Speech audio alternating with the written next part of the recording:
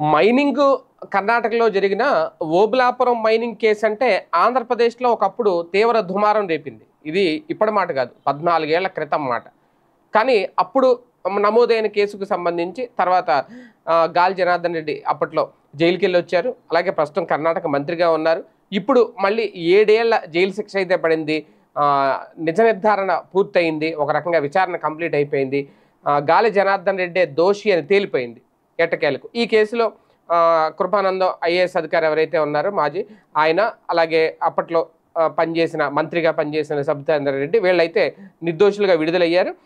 ఎట్టకేలకు గాలి జనార్దన్ రెడ్డి అయితే ఇప్పుడు 7 ఏళ్ళు జైలు శిక్ష అయితే విధించింది సిబిఐ న్యాయస్థానం. అయితే ఇప్పుడు ఏం జరగబోతుంది నెక్స్ట్ అని ఒకటైతే తాత్కాలికంగా ఆయన రాజకీయ జీవితానికి అయితే పులి స్టాప్ పడిపోయింది. ఎందుకంటే 2 ఏళ్లకు పైగా జైలు శిక్ష పడితే కనుక ఖచ్చితంగా వాళ్ళు ఇక అనర్హులు, ప్రజాప్రతినిధులుగా చెల్లుబాటు కాలేరు. అలాగే రేపు ఎన్నికల్లో పోటీ చేయలేరు కూడా.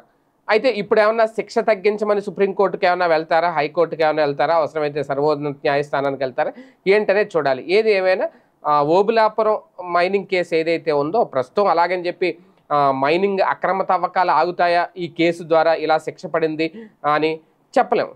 కాకపోతే లేట్ అయినా సరే చట్టం తన పని తాను చేసుకెళ్ళిపోయింది, దోషిని శిక్షించింది అనేది అయితే ఈ కేసు ద్వారా అర్థమవుతోంది.